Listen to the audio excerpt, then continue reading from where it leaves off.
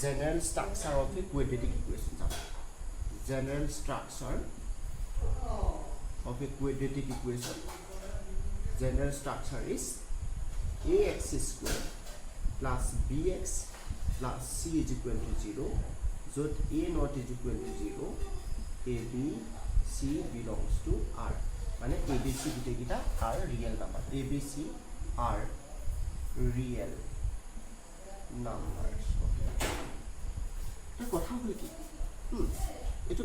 তুমি ভাঙি দিব পাৰা ইয়াত ভাঙি দিয়াছো x plus 1 whole square এটো a plus b whole square formula যদি ভাঙা x square plus 1 plus twice x ইয়াত যদি ভাঙা twice x minus 3 so twice x দুইফালৰ পৰা কেনসেল গুচি গ'ল তুমি পালা x square minus 3 টো ইফালে হ'লে plus 4 is equal to 0 ইয়াত লিখিব পাৰি x square এক এনেধৰণে লিখিব পাৰি 1x square plus 0 into x plus 4 ax square plus bx plus c r হিত আছে নে equal to 0 r হিত আছে নে a2 আৰু ইয়াৰ r হি একে সো a2 আমি কি বুলি ক'ব পাৰিম this is a quadratic equation হয় সেকেন্ড টু চেক কৰা x square minus 2x is equal 2 into minus 3 2 into minus 6 and this will be plus 2x. Now what happens? X square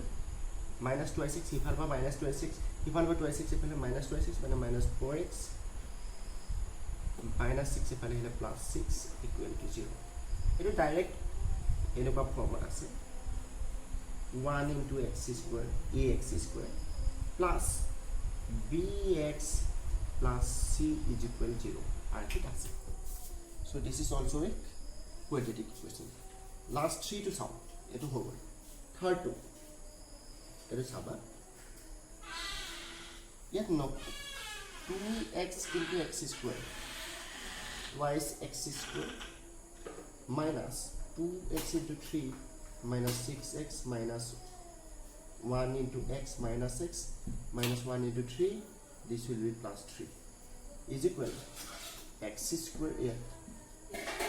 minus x plus 5x minus 5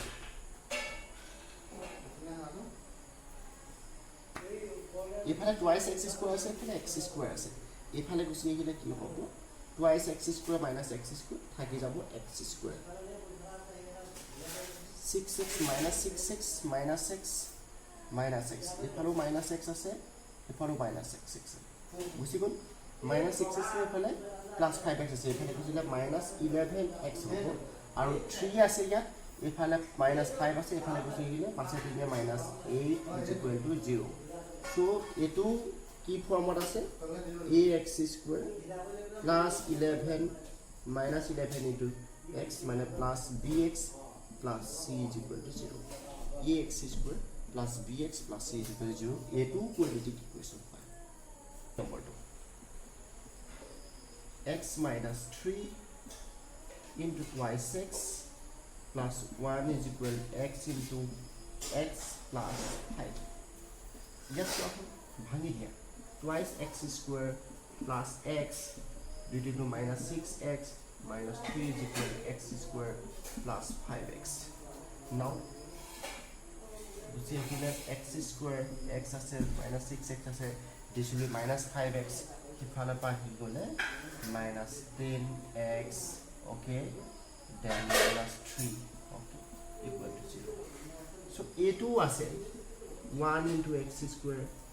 plus minus 10 into x ax square plus bx plus c equal to 0 structure আছে so a2 quadratic equation হয় a2 quadratic equation হয় আচ্ছা okay তো এনে ধৰণে check কৰিব লাগিব